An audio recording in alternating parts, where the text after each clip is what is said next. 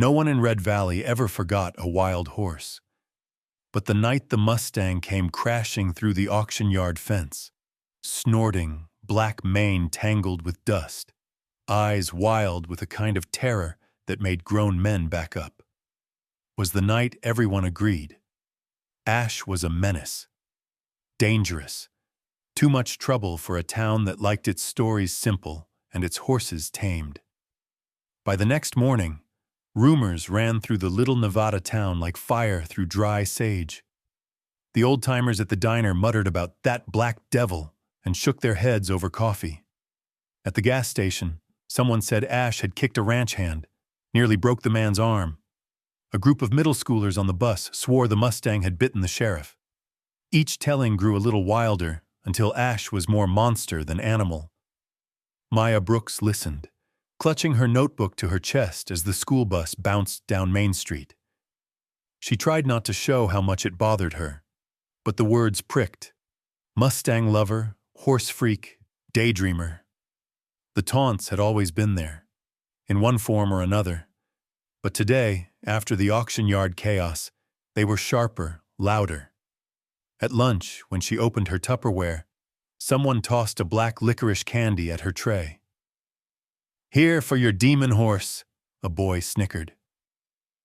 Maya stared at the licorice until her face burned. She wanted to shout that Ash wasn't a demon. He was scared, not mean, but the words stuck in her throat. After school, Maya biked home past the rust-red hills, dust swirling in the wheels, heart pounding with leftover anger and shame. Her house sat on the edge of town, a tired blue bungalow, faded porch swing creaking in the wind. Her mother, Helen, met her at the door, still in her nurse's scrubs, eyes rimmed with exhaustion. "Don't go near that yard, Maya," Helen said, voice tight. "I mean it. Not after what happened." "I wasn't going to," Maya muttered, but the lie tasted bitter. She already knew she'd go. She always went, especially when the world felt too heavy and the only place she belonged was beside the horses. That night, Red Valley's lights blinked out one by one, leaving the streets washed in silver moonlight. Somewhere a group of teens lingered behind the feed store, bored and itching for trouble.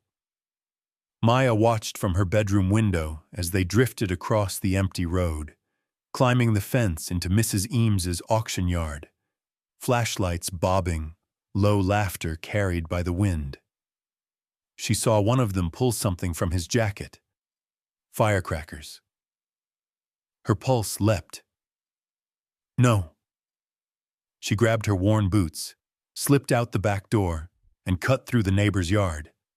The smell of manure and dry hay met her at the gate. She crouched low, staying in the shadows, eyes locked on the cluster of figures by Ash's pen. "Watch this! Betty kicks the fence down," one teen whispered, a spark lighting in his hand. Maya's chest tightened as the firecracker hissed, then exploded in a burst of red light. Ash screamed, a high, tearing sound that cut through the dark, and slammed his hooves into the rails. The boys jeered, tossing another firecracker, laughter echoing like wolves. Without thinking, Maya bolted from her hiding place. "Stop! Leave him alone!" The teens stared, startled, then snorted. "It's the horse freak," someone muttered. But they hesitated, backing away as Maya shoved between them and the pen, arms wide. Another firecracker landed by her feet, spitting sparks. She stomped it out, the heat searing her skin, but she didn't flinch. "Go home," she said, voice shaking, "or I'll tell Mrs. Eames and my mom." The boys grumbled, but one by one, they melted into the darkness, curses trailing behind. Maya pressed her hand to her arm, feeling the sting of the burn, then turned to Ash. The Mustang stood trembling, eyes rolling white, sweat glistening on his neck. For a long moment, Maya didn't move. She remembered what her father used to say about wild animals, Move slow, breathe even slower. Let them see your heart. It's okay, she whispered, barely louder than the breeze. You're safe now. Ash snorted, tossing his head, but didn't charge. Inch by inch, Maya slid open the gate, never breaking eye contact. You're not a demon, she said. You're just scared. Me too, sometimes. Then something changed. Ash's ears flicked forward, and slowly, impossibly, he lowered his head, nostrils flaring as he drew in her scent. Maya's breath caught. The moon lit the curve of his jaw, the wild black mane tangled and raw, and for a heartbeat, the whole world shrank to just the two of them. Tentatively, she reached out, hand shaking. Ash didn't move. Her fingers brushed his nose, soft, velvety, warmer than she'd ever imagined. A door slammed somewhere nearby. Mrs. Eames's porch light flickered on.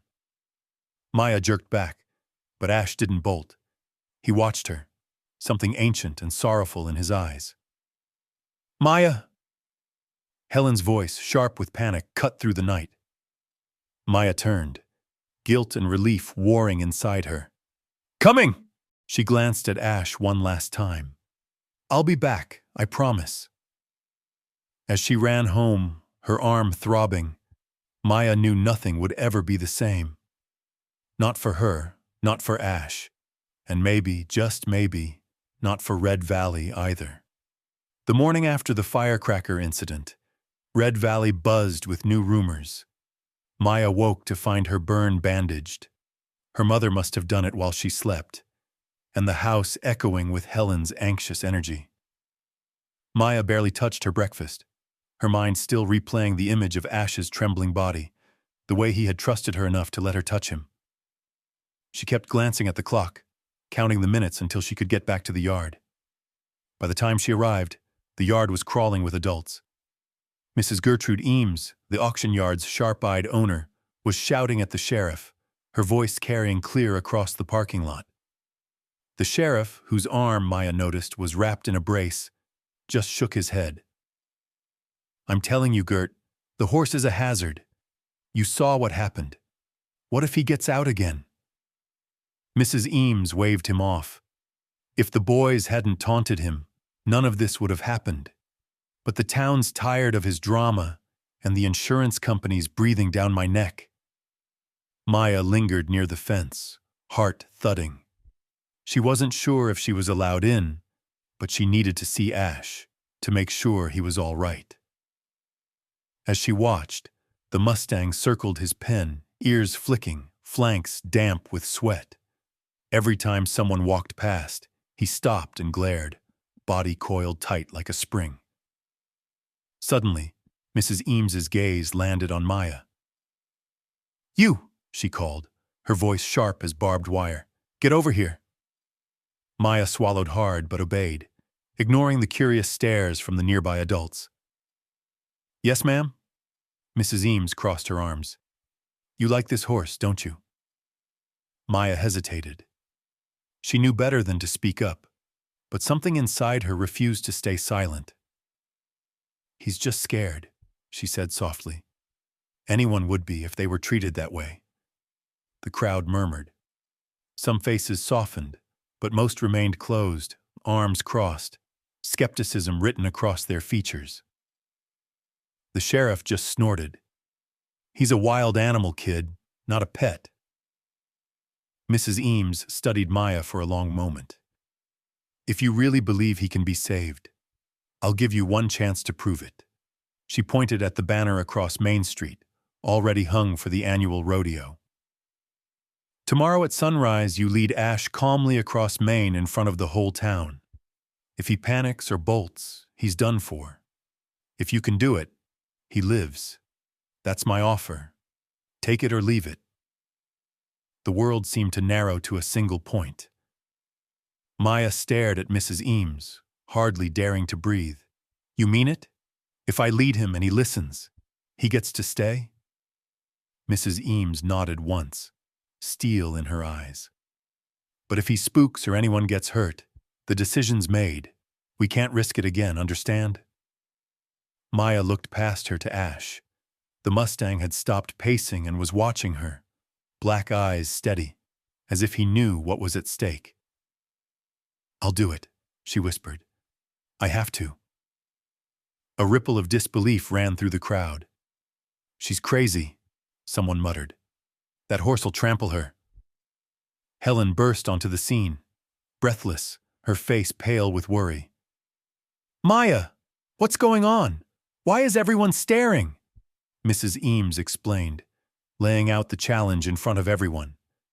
Helen's eyes widened with horror. "No, absolutely not! Maya, you're not—" Maya clenched her fists. "I can do it, Mom. I know I can. He trusts me." Helen shook her head. "I can't lose you too, Maya. I just can't. You're not going near that horse again, do you hear me?" The sheriff, seeing an easy out, nodded. "Listen to your mother. The horse is dangerous." But Mrs. Eames wasn't backing down. "Let the girl try, Helen. If anyone can reach him, it's her." The debate raged. Maya's cheeks flamed as neighbors, teachers, and parents argued around her, most agreeing she shouldn't be anywhere near Ash. But Mrs. Eames's word was law at the yard, and the challenge stood. Maya had until sunrise. That night, Helen tried to distract Maya with her favorite spaghetti, tried to make her watch cartoons, anything to keep her mind off the Mustang. But Maya's heart was already with Ash, pacing in his lonely stall. She went to bed early, but didn't sleep. Rain tapped at her window, thunder rolling over the desert hills. At midnight, unable to bear the silence, Maya crept from her bed. She pulled on jeans, boots, and her father's old raincoat, slipping quietly past her mother's room. The floor creaked, but Helen's deep, exhausted breathing didn't change. She made her way through the downpour, lightning flickering across the sky. The yard was dark except for a single bulb above the barn door. Maya ducked inside, breath misting in the chill air. Ash stood in the far corner, eyes glinting in the half-light. She whispered his name. He pricked his ears but didn't move. Maya stepped closer, shivering with fear and excitement. She reached into her pocket, feeling for the apple she'd saved from dinner. But when she drew it out, she noticed something else. A small, battered first aid kit and 2 shiny red apples placed by the stall door. A folded note sat beside them. "For the brave ones, Griffin." Maya blinked, surprised. Mr. Griffin was her next-door neighbor, a quiet man who'd lost a leg in the war and walked with a cane. He'd always smiled at her but rarely spoke. Now she felt a swell of gratitude. She offered Ash an apple, her hands trembling, and whispered, "I don't know what'll happen tomorrow, but I won't let you down." As the storm raged, Maya settled in the straw beside Ash, her burn throbbing but her spirit fierce. She stroked his mane, humming softly. Outside, thunder boomed, but inside the stall, a fragile hope took root. A hope that, with courage and kindness, even a wild heart could be saved. Rain lashed the tin roof of the auction yard barn, drumming a wild rhythm that echoed Maya's own racing heart. Inside Ash's stall, the world felt impossibly small. Just a flickering bulb, the earthy smell of straw and horse, and the wild black Mustang standing tense in the shadows. Maya pulled her knees to her chest, wrapping her arms around them, feeling the throbbing burn beneath her sleeve and the strange, stubborn courage blooming deep inside. She glanced over at Ash, who watched her with wary eyes, his sides still heaving from the chaos of the evening. "Hey," she whispered, her voice barely more than a breath. "It's okay. I know you're scared. I get scared too." Thunder rattled the rafters. Ash's ears flattened for a moment, but he didn't bolt, didn't lunge. He simply stood there, listening. Maya remembered how her father used to calm nervous horses. How he would sing old lullabies so soft the horses would stop fidgeting, their eyelids drooping with peace. She closed her eyes, letting her memory find the tune, a half-remembered song about wild rivers and starry skies. The words spilled out, shaky at first, but growing stronger as she sang, "There's a road that leads to nowhere, underneath a western moon, where the wild hearts run together, and the night ends all too soon." Ash flicked his ears forward. The barn quieted, just the storm and Maya's song. She repeated the lullaby, voice threading through the soft hush of falling rain. The tension in her chest loosened, just a little, and she saw Ash's body shift, a slight lowering of his head, a deep sigh from somewhere inside that massive chest. When the song ended, Maya reached for the battered notebook she'd tucked into her coat. She flipped to her favorite poem, one her father had copied out for her in looping script before he passed. Her voice was stronger now, the words rising and falling. "Brave are those who stand in darkness, gentle hands to calm the wild. Trust is built with patient kindness. Hearts will heal, child by child." She paused, the ache in her chest softer than before. She looked up at Ash, whose gaze had shifted from wary to curious. In that quiet, Maya took out a length of blue ribbon, a scrap from an old birthday gift, the only thing she had to decorate with. "Do you mind if I?" she asked softly, holding out the ribbon so Ash could sniff it. For a moment she thought he might rear or shy away, but then the Mustang lowered his nose, breathing in the faint scent of sugar and dust. Slowly, Maya reached up, her fingers trembling, and wove the ribbon into Ash's tangled mane. Each braid was clumsy, but she whispered encouragement as she worked. "You're doing great. I promise you're not alone tonight." Outside, the storm grew fiercer, wind howling through the cracks in the barn walls. Maya huddled closer to Ash, heart pounding every time thunder boomed. "When I was little, I used to hide in my closet during storms," she told him quietly. "My dad would knock on the door, and he'd never laugh, never tell me I was being silly. He'd just sit outside and talk to me until I felt safe enough to come out." Ash stood so still that Maya could hear his breathing, slow and steady. She closed her eyes, letting herself lean into the warmth radiating from his side. "I think you get it," she murmured. "People say you're dangerous, but you're just waiting for someone to listen, aren't you?" A gust of wind rattled the barn, slamming the loose door. Ash's muscles tensed, but Maya began the lullaby again, softer now, repeating the refrain until the Mustang's ears relaxed and his head dropped until it nearly touched her shoulder.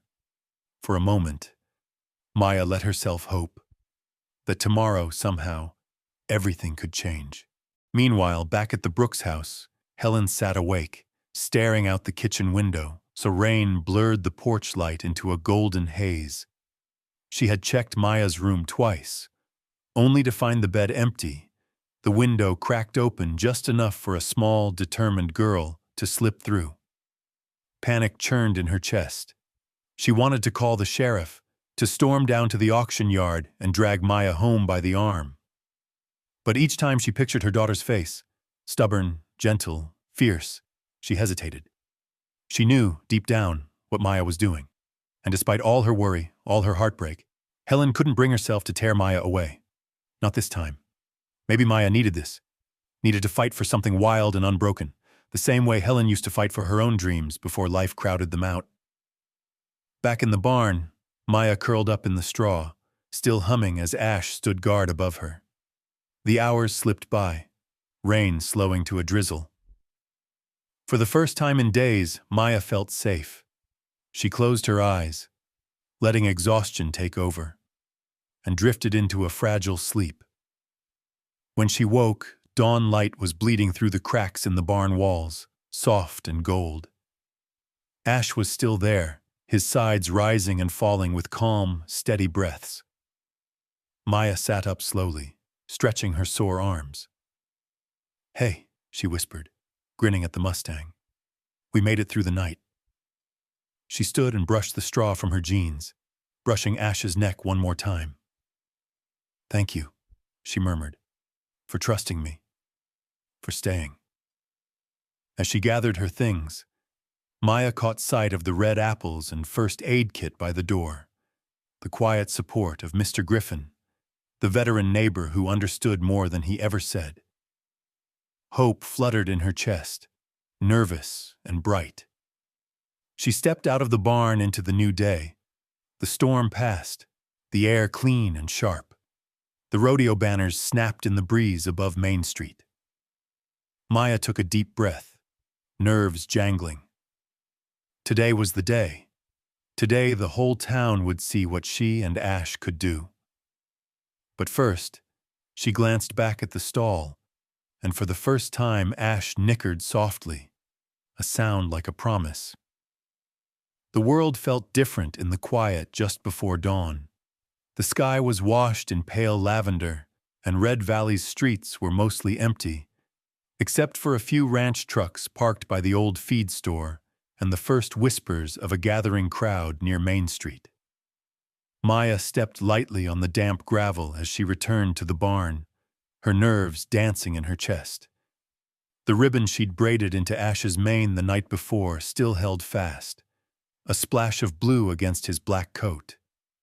A secret badge of trust, just for them. Inside, Ash greeted her with a gentle snort, his breath forming soft clouds in the chill morning air. Maya stroked his neck, feeling his muscles ripple beneath her hand. "Good morning, boy," she whispered. "Are you ready?" The Mustang's ears flicked forward, and for the first time Maya thought she saw a glimmer of curiosity in his dark eyes, not just fear. As she checked his lead rope and brushed bits of straw from his back, the barn door creaked open. Mr. Griffin stood in the doorway, leaning on his cane, a quiet strength in his posture. He wore a battered denim jacket and carried a thermos that steamed in the morning air. "Morning, Maya," he said, his voice low and calm. "Thought you could use a little help before the big show." Maya offered a small, grateful smile. "Thank you. I was pretty scared last night." He nodded, his weathered face softening. "That's all right. I get scared too. Being brave doesn't mean you're not scared. It just means you show up anyway." He stepped closer, moving slow and steady, and reached into his pocket. "Brought you something." He handed her a faded horseshoe charm, its edges worn smooth from years of use. "Had this with me in Afghanistan. Figured it might bring you and Ash a little luck." Maya clutched the charm in her palm, feeling the cool metal against her skin. "Thank you, Mr. Griffin. That means a lot." He gestured to Ash, who eyed him with wary interest. "Mind if I show you a trick or two? Sometimes a gentle touch goes further than force." Maya nodded eagerly. For the next few minutes, Mr. Griffin taught her how to hold the lead rope loose, letting Ash feel he still had a choice. He showed her how to stand slightly to the side, speaking softly, letting the horse read her energy. "Horses pick up on fear," he said. "But they also pick up on hope. They're like mirrors, Maya. You show him trust, he'll give you some back." Maya practiced, letting the rope go slack, stroking Ash's shoulder when he lowered his head. Each tiny step was a victory, her confidence built with every gentle nudge, every soft word. "You're doing it," Mr. Griffin said quietly, pride flickering in his eyes. Outside, the sunrise painted the town in gold. The quiet didn't last. From down the street, the first shouts and laughter of the early rodeo crowd began to drift on the wind. Maya's stomach tightened as she peeked out the barn window. Main Street was filling with neighbors, shopkeepers, and classmates, all drawn by the promise of drama. Some faces she recognized from school, the same kids who'd thrown licorice at her tray, now jostling for a view at the front of the barricades. Helen arrived next, standing near the back of the crowd. Her arms were crossed, shoulders drawn up, her eyes darting between Maya, Ash, and the growing sea of onlookers. She looked torn, every part of her body broadcasting worry and longing. Maya could almost feel the invisible tether stretching between them. Her mother's fear pulling one way, Maya's determination pulling the other. As the rodeo parade preparations ramped up, word of the challenge spread like wildfire. Some townsfolk murmured encouragement, while others shook their heads. "She's too young," someone whispered. "That horse is a ticking time bomb." But not everyone doubted. A small knot of Maya's classmates stood off to the side, whispering, but for the first time a few gave her nervous smiles. Even one of the teens from the firecracker incident, a lanky boy named Trevor, shifted uneasily, avoiding her gaze but not joining the taunts. Mrs. Eames strode over, clipboard in hand, looking more like a stern school principal than a ranch owner. "You ready, Maya? If you're going to do this, it's now or never." Maya nodded, her throat tight. "Yes, ma'am." She turned to Ash, the horseshoe charm warm in her fist. "Let's show them what trust can do, okay?" She attached the lead rope, opened the stall, and waited, breathing slow. Ash hesitated for just a moment, then stepped out, the blue ribbon swaying with every movement. The two of them moved together into the light, Mr. Griffin trailing quietly behind, his support silent but steady. As they made their way toward Main Street, the crowd parted, whispers rippling on all sides. Maya could hear her own heartbeat pounding louder than any rodeo drum. At the edge of the parade route, Helen pushed her way to the front, her lips pressed into a thin line, but her eyes shining with pride and fear. Mr. Griffin stood by her side, giving Maya a silent thumbs up. The air crackled with expectation as Maya and Ash paused at the start of Main Street. The Mustang's muscles bunched, ready to bolt, but Maya touched his neck, singing a scrap of her father's lullaby under her breath. The crowd hushed, a collective breath held. This was it. The whole town watching, waiting to see if a shy girl and a dangerous Mustang could prove them all wrong. Maya glanced at Ash, their bond forged in storm and fear, and found courage she didn't know she had. Together, they stepped forward into the dawn, hearts pounding, hope flickering like sunrise on the horizon. Main Street had never felt so long. The sunlight glinted off banners and brass horns, casting shifting shadows over the cracked pavement. Maya's legs felt like lead as she led Ash toward the painted starting line, the Mustang's hooves echoing like distant thunder in the hush that had fallen over Red Valley. Hundreds of eyes tracked their every move. Townsfolk pressed close to the barricades, clutching coffee cups and cameras. Maya saw classmates' faces, some mocking, some wide with worry, some just curious to see if disaster would unfold. Near the back, Helen's knuckles were white as she gripped the railing, her lips parted in a silent prayer. Mrs. Eames signaled the start with a sharp whistle, and Maya's heart leapt into her throat. She steadied herself, recalling every word Mr. Griffin had told her, every gentle movement she'd practiced in the barn. "Don't pull. Don't rush. Trust him." "Ready, Ash?" she whispered, her voice barely audible. The Mustang's ears flicked, and for a breathless moment, he simply stood, muscles tensed, eyes searching the crowd. Maya squeezed the horseshoe charm in her pocket, breathing in the memory of her father's lullaby. She took the first step. Ash's nostrils flared, but he followed, the lead rope slack between them. The crowd murmured, some rooting for her, others waiting for the chaos they'd predicted. Maya kept her eyes on Ash, her whole world narrowed to his trembling form beside her. They passed the bakery, the sweet scent of cinnamon rolls curling on the air. Ash paused, his ears swiveling. Maya hummed softly, stroking his neck, and after a tense second, he kept moving.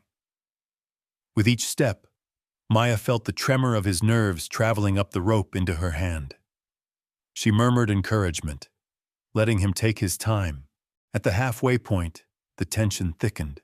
The parade float for the local hardware store rumbled by, its speakers blasting country music, startling Ash into a nervous sidestep. Maya stopped, pressing her palm gently against his shoulder. "It's okay. I'm right here. We're not in a hurry."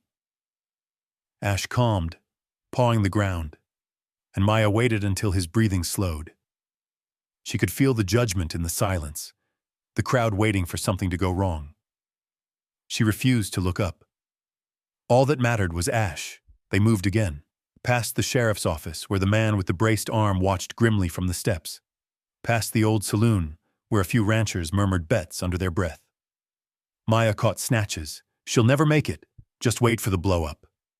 But she shut them out, focusing on the horse at her side. Suddenly, a group of teens, Trevor and his buddies from the night before, slipped through the crowd, their faces pinched with mischief and resentment. They exchanged glances, and Trevor pulled something from his backpack, an air horn. Maya's stomach dropped. Before she could shout, Trevor pressed the button. A blast of noise shattered the morning, sharp as a gunshot. Ash exploded sideways, his eyes rolling white, hooves skidding on the pavement. The crowd gasped. Helen started forward, but Mr. Griffin held her back. "Let her try," he said quietly. Ash reared, his massive form towering above Maya. For an instant, everything slowed. She saw the terror in his eyes, the same wild panic she'd glimpsed that night in the storm. The memory of her father's voice surfaced, steady and kind. "When you're scared, sing louder." Maya raised her arms, standing tall in front of Ash, even as the Mustang's hooves struck the air inches from her head.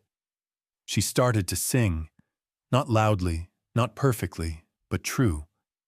The old lullaby, the one that calmed horses and little girls alike.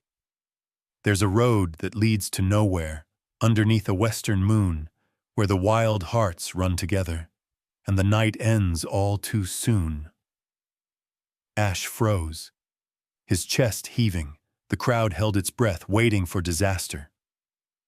Maya kept singing, voice trembling but steady, refusing to step back. Slowly Ash lowered his forelegs, head dipping, his breathing ragged. He took a shaky step toward Maya, then another, and lowered his head until his nose brushed her shoulder.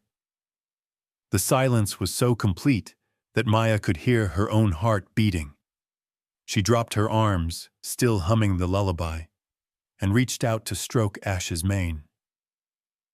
"You're all right," she whispered, tears burning her eyes. "You're safe with me." The crowd didn't move.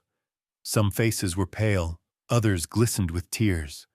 Trevor, suddenly guilty, dropped the air horn and backed away. Ash pressed closer to Maya, shielding her from the stunned crowd. It was as if the Mustang had decided she was worth protecting too.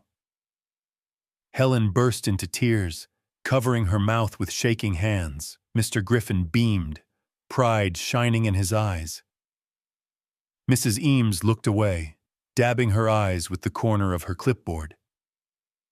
Maya and Ash stood in the center of Main Street, the morning sun casting their shadows long and strong. Every doubt, every insult, every moment of fear seemed to melt away.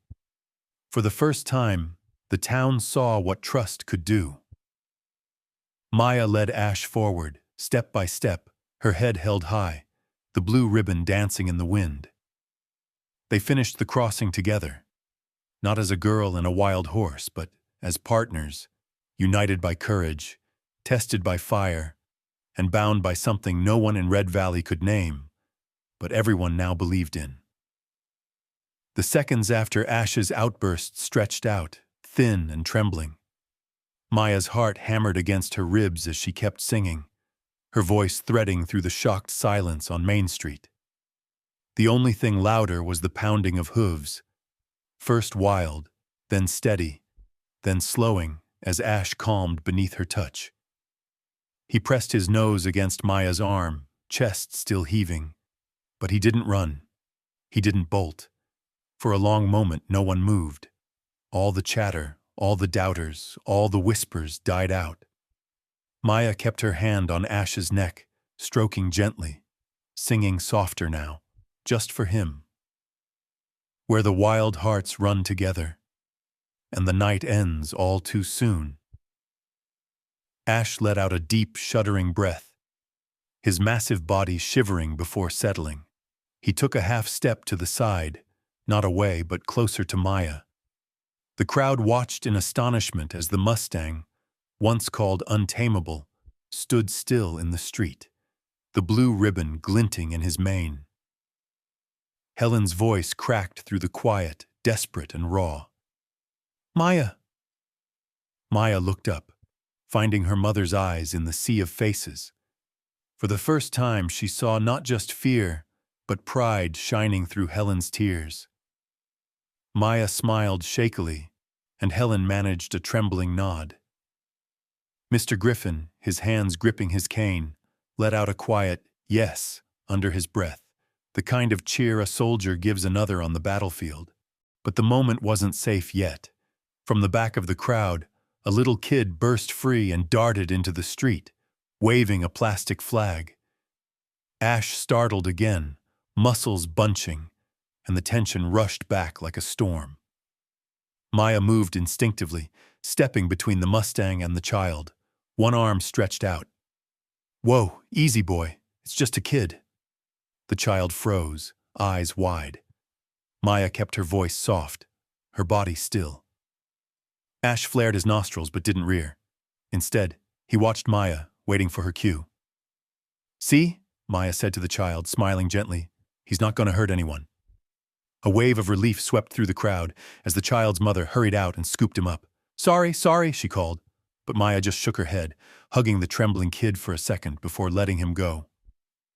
Mrs. Ames moved to the center of the street, clipboard forgotten, her stern expression melting into awe. "I've never seen anything like it," she muttered. The silence broke as the town erupted in applause, some loud and wild, others cautious and tentative, but all eyes fixed on Maya and Ash.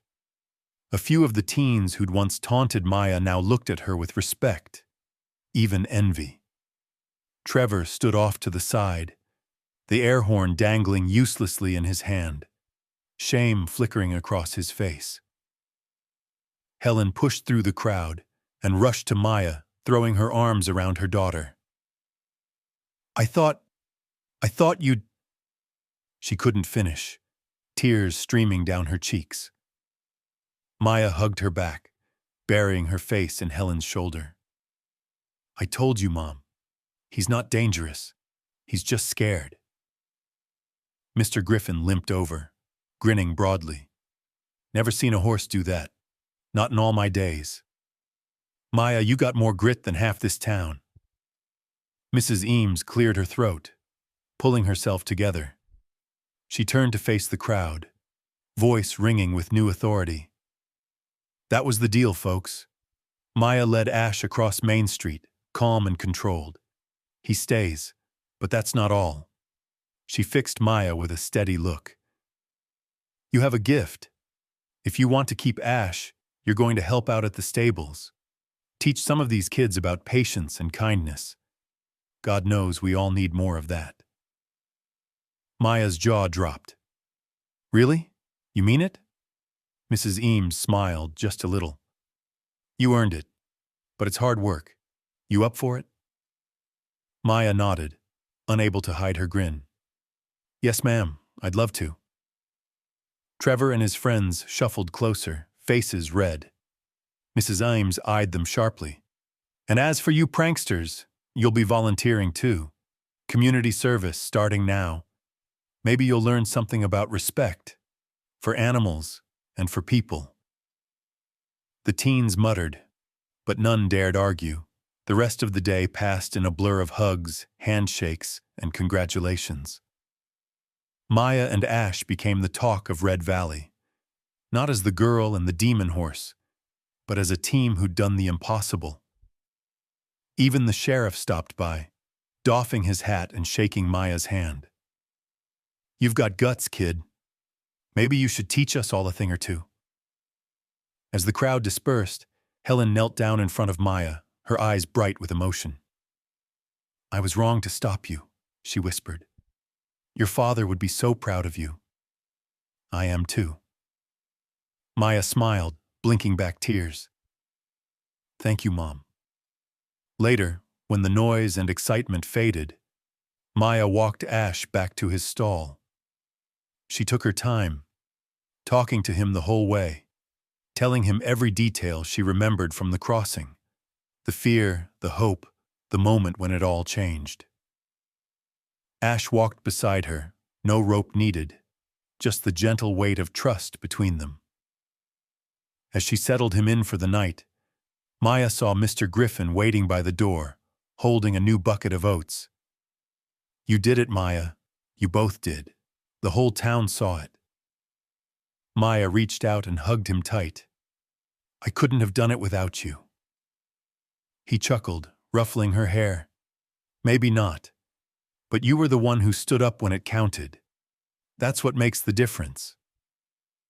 Ash nickered softly, nosing Maya's shoulder as if to say, thank you too. For the first time in her life, Maya felt seen, not as the shy, odd horse girl, but as someone strong, someone capable of saving what others had given up on. Night crept in, cool and peaceful. Maya lingered at Ash's stall, watching the Mustang settle in, the blue ribbon glinting in the lantern light. She traced the lucky horseshoe charm in her pocket and smiled, ready for whatever tomorrow would bring. The energy in Red Valley didn't fade after Maya's crossing. If anything, it grew.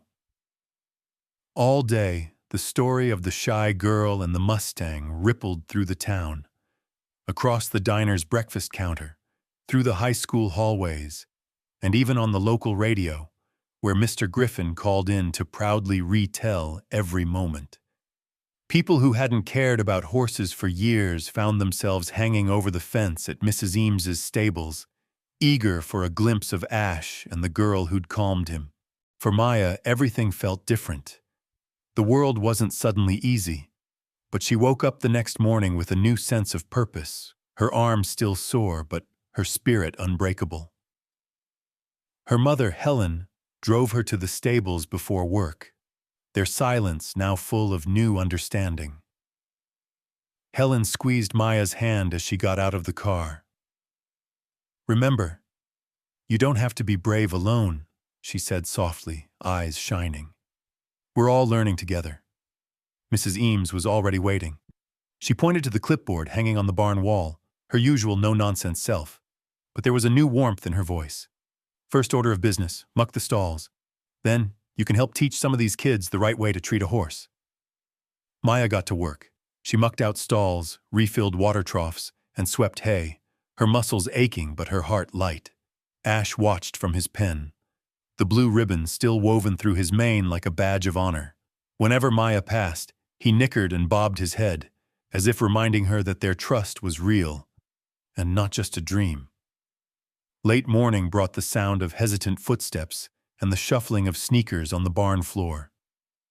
The first group of kids had arrived, some younger children, a couple of Maya's classmates, and hanging back in the doorway, the same teens who'd set off the air horn.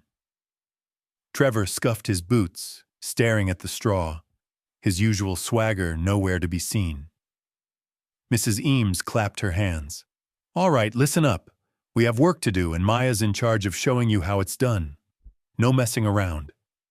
Today you're going to learn about patience. Maya's nerves prickled at the thought of teaching her bullies, but she straightened her shoulders. She led them to Ash's pen, speaking softly but firmly. The first thing you need to know is that horses can feel what you're feeling. If you're angry or scared, they'll be nervous too. So we take slow breaths. We move gentle. We treat them with respect. One of the younger girls reached through the rails, offering Ash an apple slice. The Mustang sniffed, then took the treat with careful lips, chewing slowly as the group watched in awe. Trevor tried to joke, but his voice faltered. Is he gonna bite? Maya shook her head, smiling. Not if you show him you mean no harm. Try holding your hand flat, like this. She demonstrated, and after a long pause, Trevor followed her lead. Ash snorted, nuzzling his palm. Trevor grinned, the fear melting away. The lesson continued. Maya showed the group how to brush Ash's coat, how to speak softly to him, how to watch for signs that a horse was scared or calm. With every minute, the tension faded. Even the most skeptical teens began to relax, curiosity overtaking their nerves. Mrs. Eames watched from the doorway, arms crossed but eyes shining. She called Trevor and his friends over when they'd finished, assigning them to help repair fence rails and clean tack. Community service isn't just about punishment, she said. It's about learning to do better. Maya will check your work at the end of the day. Maya's confidence grew as she moved from group to group, offering encouragement and sharing stories about Ash. She caught sight of Helen at the fence, still in her scrubs from an overnight shift, watching with a mix of worry and pride. Mr. Griffin soon joined her, cane in hand, nodding approvingly at everything he saw. By lunchtime, Maya was tired but happier than she'd ever been. She sat with Ash under the shade of a cottonwood tree, the sounds of laughter and learning drifting through the ranch. Helen and Mr. Griffin joined her, unpacking a picnic lunch. Helen set out sandwiches and apple slices, glancing at Ash. I used to be scared of horses, she admitted, but seeing you with him, it makes me think I could learn too. Mr. Griffin smiled, popping a grape into his mouth. We're all learning from you, Maya, not just about horses, but about second chances. As the afternoon sun stretched across the yard, Mrs. Eames gathered everyone by the big red barn. She cleared her throat, addressing the group. Ash stays at the ranch, and Maya will lead our new after-school program, teaching any kid who wants to learn about horses, kindness, and courage. Trevor and his friends will help out as part of their community service. If you mess up, you'll answer to Maya and Ash. Understood? The teens nodded, some sheepish, some secretly excited. Maya glanced at Ash, feeling a surge of gratitude. She looked around at the crowd, kids, parents, even people who had doubted her. For the first time, she saw hope instead of skepticism in their faces. Later that evening, as the ranch quieted and the sun sank low, Maya sat by Ash's pen, brushing his mane. Helen joined her, sitting quietly in the fading light. They didn't need words. The warmth of family and the promise of new beginnings was enough. Red Valley was changing, slowly but surely, and at the heart of it all stood a girl and her Mustang, proof that patience and courage could build bridges, heal wounds, and inspire a town to believe in second chances. Word spread quickly through Red Valley that something new was happening at Mrs. Eames's ranch. The transformation was subtle at first. A few more cars in the gravel lot after school, a handful of kids hanging back to watch Maya work with Ash. But it didn't take long before the barn was bustling every afternoon. Even adults who'd once scoffed at the idea of horse therapy now watched from the fence, curious as Maya helped shy children, awkward teens, and even a few adults brush down the horses or simply stand quietly, breathing in the soft scent of hay and dust. Ash had changed too. No longer the wild-eyed outcast, he moved calmly from stall to paddock, his black coat gleaming in the sunlight. He let children run their hands down his nose and sometimes stood sentinel while a nervous kid, trembling with anxiety, pressed a tear-streaked face against his side. Maya called it the Ash effect, the way fear seemed to melt away, replaced by something gentler and braver, just by being near him. Maya's life was busier than she'd ever imagined. After school, she hurried to the ranch, arms full of notebooks and lesson plans, her boots barely touching the ground.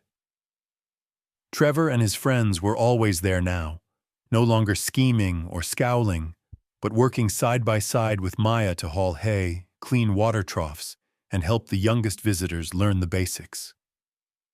There were moments of awkwardness, like the first time Trevor apologized, eyes glued to the ground, for the air horn stunt.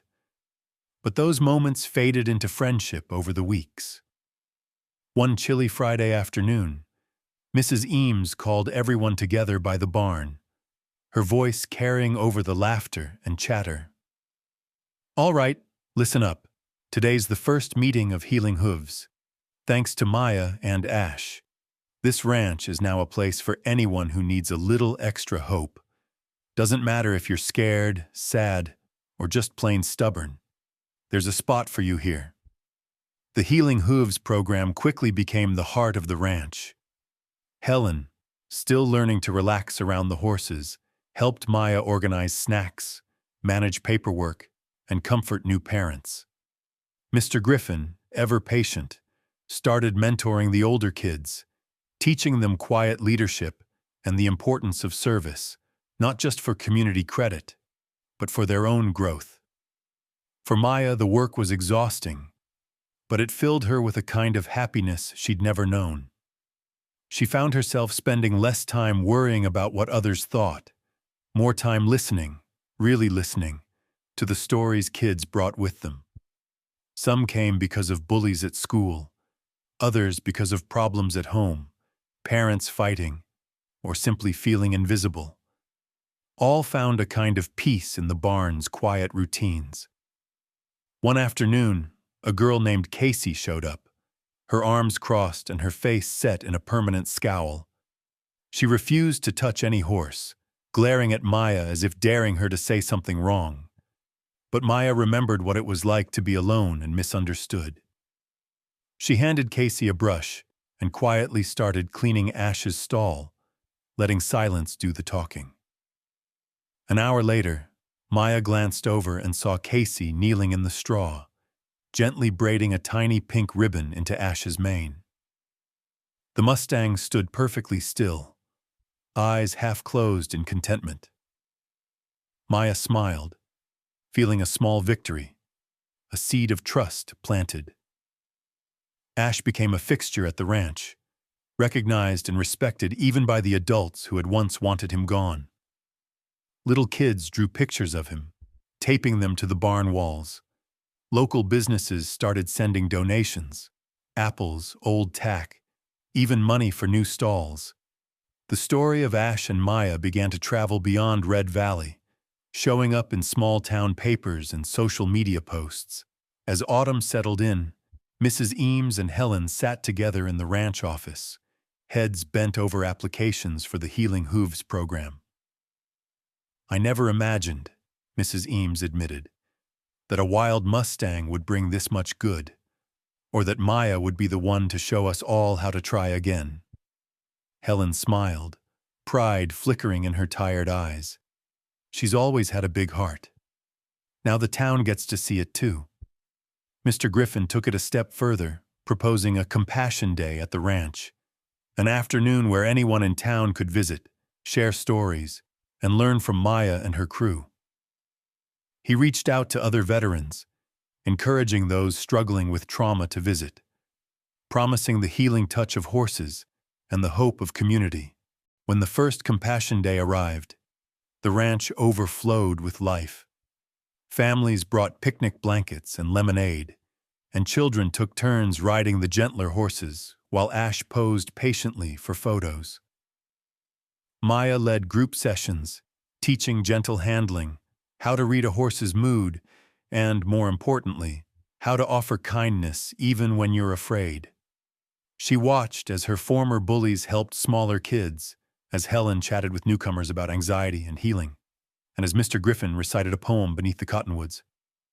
It wasn't perfect. Some days were hard. There were setbacks, arguments, stubborn ponies, even an accident or two. But through it all, Maya saw change, real, lasting change, in the faces of her friends, her mother, and the town itself. That night, after the ranch was quiet and the last of the Compassion Day lanterns flickered out, Maya stood with Ash under the stars. She rested her head against his warm neck, breathing in the scent of hay, dust, and hope. "We did it, boy," she whispered. "You and me. We changed everything." Ash nickered softly, as if in agreement. The darkness felt less lonely, the world full of possibility. Red Valley had been transformed. One wild horse, one determined girl, and 1,000 tiny acts of courage at a time. Sometimes when the ranch was quiet and the afternoon sun spilled golden over the cottonwoods, Maya would walk the length of the paddock fence with Ash trailing at her side and let her mind wander back to how it all began. It felt like years ago that she'd stood in the shadows of the auction yard, small and scared, hoping someone would believe in the wild Mustang as much as she did. Now everything was different, and yet the lessons she'd learned in that first terrified moment still echoed with her every day. Healing Hooves had become more than a program. It was a second home for dozens of Red Valley's kids, a refuge for anyone who felt out of place or broken. The old fears and divisions that used to crack through the town, between newcomers and ranch families, between the loud and the shy, between the so-called good kids and the so-called troublemakers, seemed to fade at the ranch gates. Here everyone started as a stranger, but they learned to trust, to listen, and to help. One windy Saturday, Maya sat on the fence with Ash standing nearby, lazily munching a pile of hay, while she watched a group of kids help repair the old parade float. Casey, the girl who once refused to touch a horse, was now gently brushing Ash's mane, her laughter rising like birdsong. Trevor and his friends hammered planks and told stories about the old days, the days before they believed a horse could change a person's heart. Mr. Griffin made his way over, cane in hand, his steps measured but confident. He handed Maya a folded piece of paper. "Some of the kids wrote this, said you might want to read it before the parade." Maya unfolded the paper, recognizing the messy handwriting of half the Healing Hooves crew. It was a poem, patched together line by line from different voices. Trust is built with open hands, a gentle touch, a place to stand. Hearts once closed, now open wide, with Ash and Maya by our side. Maya's eyes stung with tears. She reached up to wipe them away, smiling as Ash nudged her shoulder, as if checking to make sure she was okay. Later that afternoon, she gathered the group for their daily circle, a time to share something good, something hard, and something they hoped for. It was a tradition Maya had started, remembering how hard it was to speak up when you were the quiet kid. Casey raised her hand.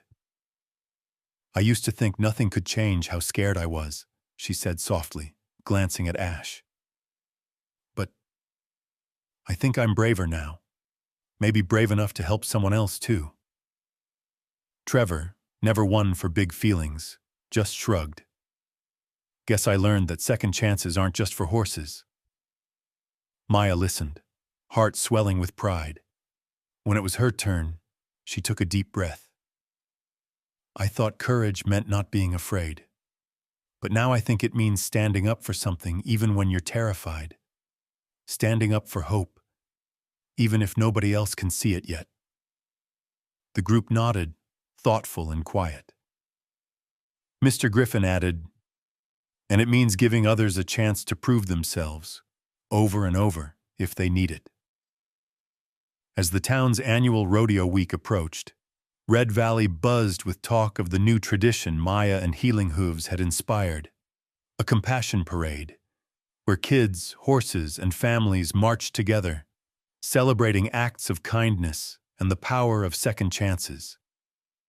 Instead of trophies for the fanciest float or fastest horse, this parade handed out ribbons for the bravest act, the kindest word, the most unexpected friendship. On the day of the parade, Main Street overflowed with people. More than anyone could remember, Maya walked at the front, Ash's mane braided with blue and gold ribbons, leading the way beside Mrs. Eames, Mr. Griffin, Helen, Trevor, Casey, and dozens of other kids. Spectators cheered, not just for the show, but for the story, how the wildest horse in town became its symbol of healing and hope. As they passed the bakery, Maya spotted the sheriff standing outside, holding a new sign, Red Valley, Home of Compassion. He tipped his hat, his former doubts gone, pride on his face. Helen and Mr. Griffin rode in the Healing Hooves wagon, waving to families and sharing flyers about their programs. Mrs. Eames handed out apples and told anyone who'd listen about the day Maya and Ash changed the town forever. After the parade, everyone gathered at the ranch for a picnic. Maya watched Ash graze nearby, surrounded by a circle of children and adults who now knew him as gentle, not dangerous. Helen sat beside Maya, her arm around her daughter. "I never thought one horse could change so much," she murmured. "Or that you could either." Maya smiled, watching the sun sink low and gold across the paddocks. "I think Ash changed me first. He showed me that being different isn't something to hide. It's something to be proud of. And that hope is always worth fighting for, even when it's hard." Mr. Griffin raised a toast with his lemonade. To Maya, to Ash, and to everyone brave enough to give kindness a chance. The group echoed his words, their voices rising in a chorus that drifted across the hills and fields. It wasn't just the end of a parade or a story about a horse. It was the beginning of something lasting, a new tradition, a new way of living, and a promise that, in Red Valley, courage and compassion would always lead the way. As dusk fell and the ranch lights flickered on, Maya found a quiet moment with Ash beneath the cottonwoods. She pressed her forehead to his, whispering thanks, not just for what they'd survived, but for everything they'd started together. In her heart, Maya knew the truth. Every act of kindness, no matter how small, was a seed, and with trust, patience, and a wild horse's courage, even the hardest ground could bloom. Years slipped quietly through Red Valley, but the story of Maya and Ash only grew deeper with each passing season. The ranch, once a lonely patch of fence and field, now pulsed with new life. Kids' laughter echoing from the barn, horses nickering at the gate, neighbors waving as they drove by. No one in town remembered the days when people called Ash a menace. Now, when newcomers arrived and asked about the old Mustang in the paddock, they always got the same answer. He's living proof that hearts, human and horse, can heal. Maya grew older, taller, and surer. By the time she turned 16, her hair was longer, her freckles faded by the Nevada sun, but her eyes still shone with the same spark she'd found that stormy night beside Ash. She wore the battered horseshoe charm around her neck, now burnished with years of worry and hope, and braided fresh ribbons into Ash's mane every week. The Healing Hooves program had blossomed, stretching beyond the town to serve families from miles away. Mrs. Eames, grayer but still sturdy as an oak, gave Maya the keys to the ranch office and a new title, Program Mentor. Mr. Griffin, his cane worn but his voice never stronger, ran his own sessions for teens and veterans, sharing stories about trust, perseverance, and the ways even the most broken spirits could find peace with the right companion. Helen, once racked with worry, now found comfort in the simple routines of ranch life. She baked pies for the kids' gatherings, helped out with paperwork, and sometimes just sat beside the paddock, content to listen as Maya read aloud from her battered notebook, sharing poems, dreams, and plans for the future. On quiet nights, when the sky glowed with stars, she and Maya would talk about Maya's father, remembering his gentle way with animals and the song that started it all. Ash, now silver at the muzzle and a little slower on chilly mornings, remained Maya's loyal shadow. They'd shared thousands of small, perfect moments, sunrise rides through sage fields, lazy afternoons napping in the grass, moonlit walks when the world seemed full of questions. Whenever Maya felt doubt or fear, she would press her cheek against Ash's warm neck and remember, courage wasn't about never being scared. It was about showing up again and again for someone who needed you. Maya mentored the new kids who came to Healing Hooves, shy, angry, hopeful, or just lost. She saw herself in each of them, remembered what it felt like to stand on the edge of something scary and unknown. She taught them not only how to care for horses, but how to listen to the animals, to each other, and to the quiet voice inside that urged them to try.